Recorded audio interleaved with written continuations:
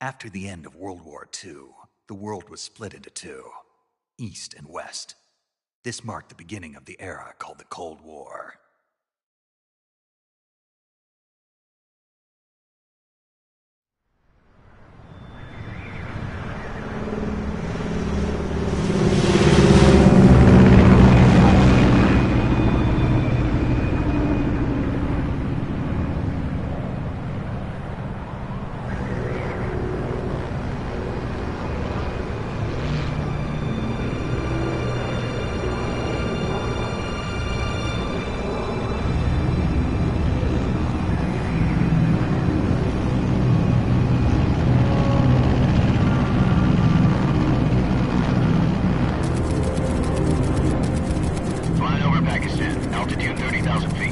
Approaching Soviet airspace.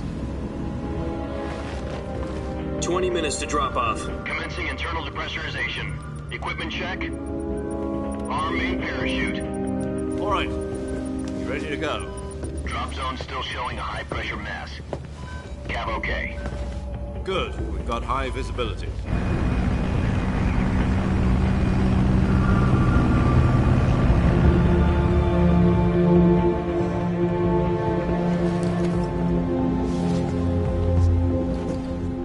Cigar.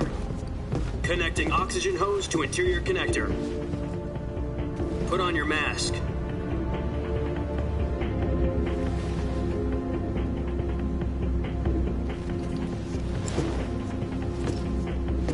Does this panty waste know what he's doing? Approaching release point. 10 minutes to drop off. Hey, are you deaf? He said put out the cigar and put on your mask.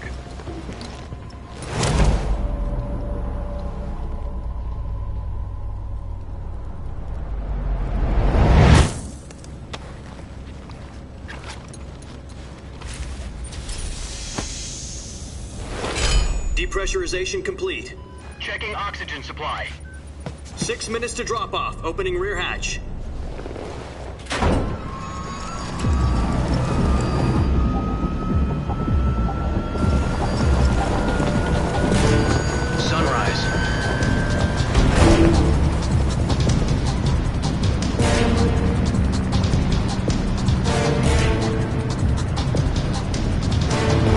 Temperature minus 46 degrees Celsius.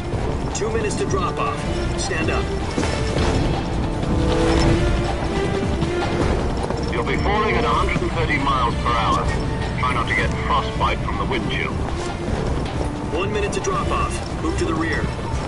Activate the yellow bottle. This is one for the history books. The world's first halo jump.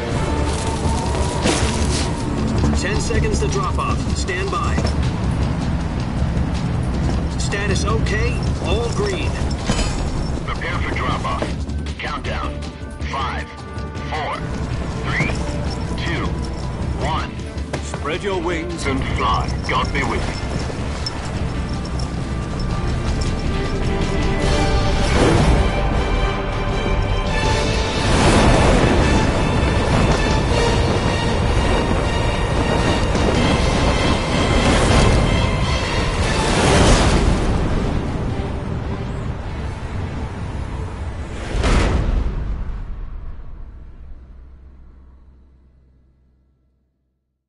Jack, I've got some important news.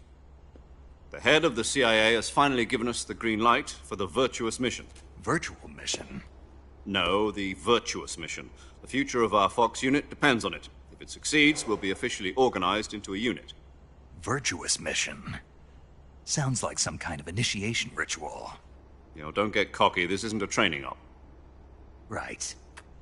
So what exactly is this wonderful mission? Well, about 2 years ago, a certain Soviet scientist requested asylum in the West through one of our moles. His name is Nikolai Stepanovich Sokolov. He's head of the OKB 754 Design Bureau, one of the Soviets' top-secret weapon research facilities, and the East's foremost expert on weapons development. Sokolov? Isn't he that famous rocket scientist? The very same. On April the 12th, 1961, the Soviets achieved the first manned spaceflight in history. The Earth was blue, but there was no God. Well spoken. The rocket that carried Yuri Gagarin into orbit was the A-1, known as the Vostok rocket. Sokolov is said to be the man most responsible for the multi-engine cluster used in that rocket. After Gagarin's flight, Sokolov left rocket development to become the head of the newly established Design Bureau. From a lowly technician to head of a design bureau, that's quite a success story, so why'd he want to defect? It seems he'd become afraid of his own creations.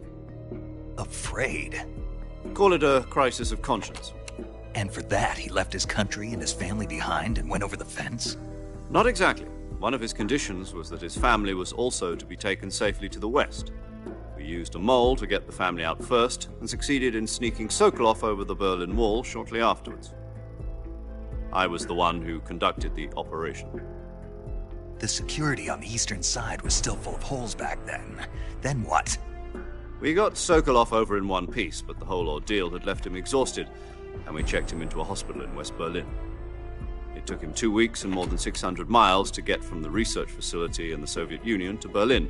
He was in no condition to say anything coherent. And it was only a week later that we had something much bigger on our hands. The Cuban Missile Crisis.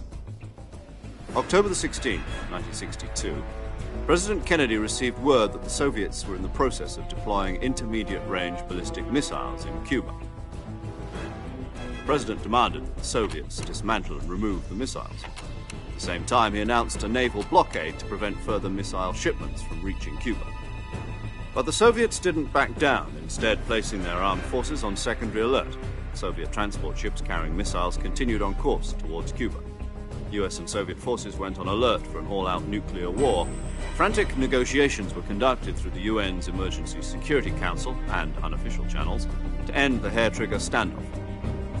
Finally, on October the 28th, the Soviet Union agreed to remove its missiles from Cuba, and so the world avoided a nuclear holocaust.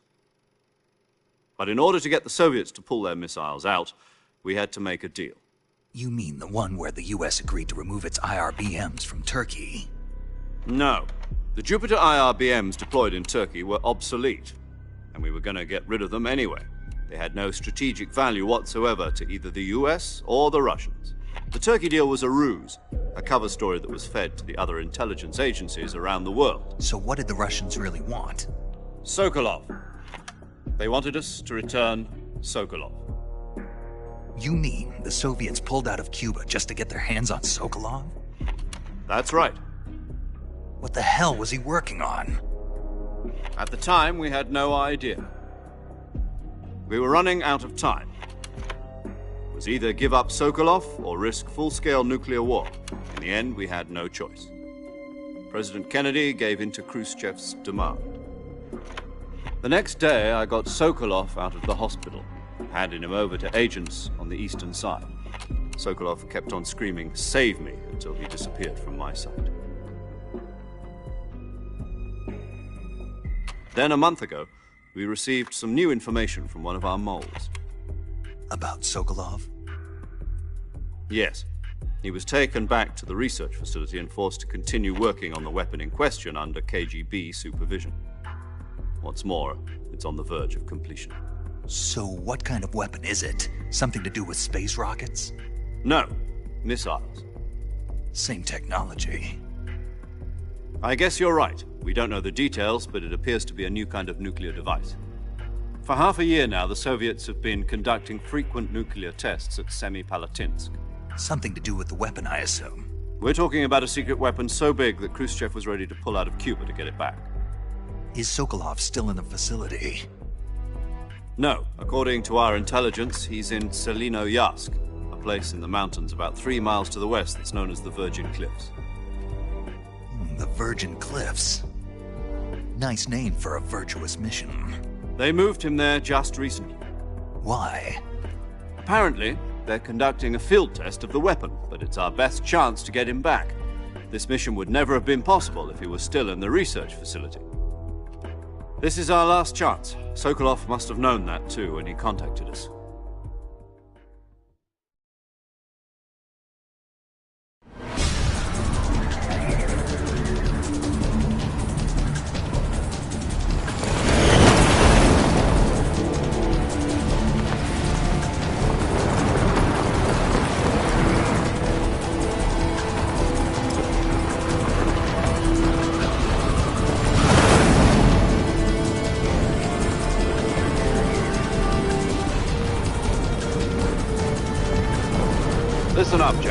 Your mission is to infiltrate Selino-Yarsk in the Soviet mountains, ensure the safety of Sokolov, and bring him back to the west.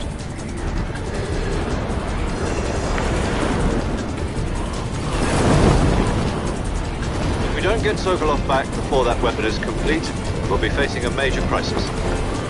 The clock is ticking.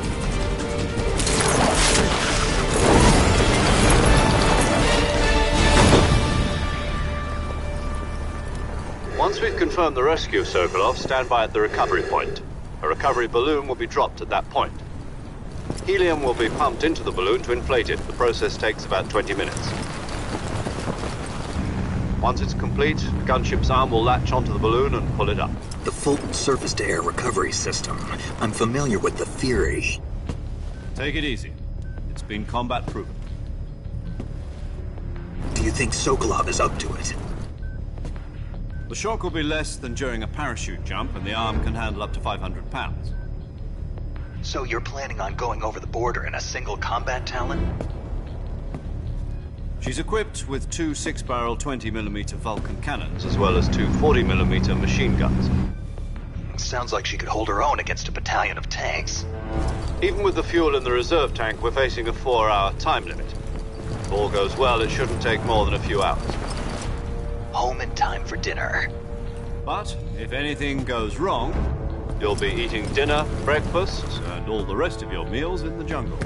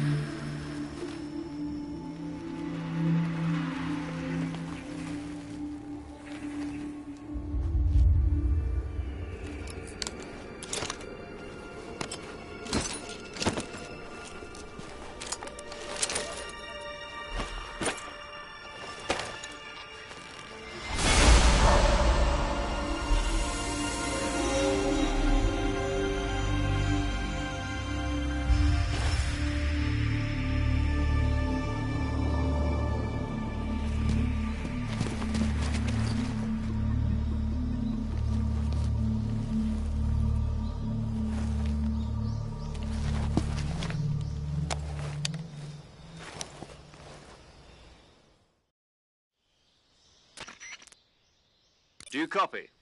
You're already in enemy territory, and somebody might be listening in. From here on out, we'll be using code names to refer to each other. Your code name for this mission will be Naked Snake. I'll be referring to you as Snake from now on. You're not to mention your real name. Snake? What, you don't like snakes? What do you mean? Well, you've eaten one before, haven't you? In survival training. I'm glad to hear that. I don't know if I'd ever order one in a restaurant, but... Be careful, you might not have a choice. What about you, Major? What should I call you? Let's see. I'll be Tom. Call me Major Tom. This will be a sneaking mission. You must not be seen by the enemy. You must leave no trace of your presence. Is that clear? This kind of infiltration is the Fox unit's speciality. In other words, weapons and equipment are procured on site. That goes for food as well. You're completely naked, just as your name implies. Great. Now I see why you asked me if I like snakes. I suppose calling me Snake was your idea of a joke, too. No. There's a good reason for that. I'll tell you later when the time is right. Gotcha. Getting back to the subject, how exactly am I supposed to feed myself? You've been issued a knife and a tranquilizer gun. Use them to hunt for food. You'll also find some medical supplies in your backpack. Yeah, about the backpack. I lost it in a tree on the way down. I see. Well, you'd better go back and get it then. You know where it is? No problem. I can see it from here. It's stuck on a branch. To climb a tree, stand in front of a tree that's covered in ivy and press the action button. I'll be monitoring your progress over the radio. We can't risk violating Soviet airspace, but I'll be in the gunship. My frequency is 140.85. I'll give you a call if I need to talk to you. If you need to talk to me, use the send function. Okay, Snake, go get your backpack.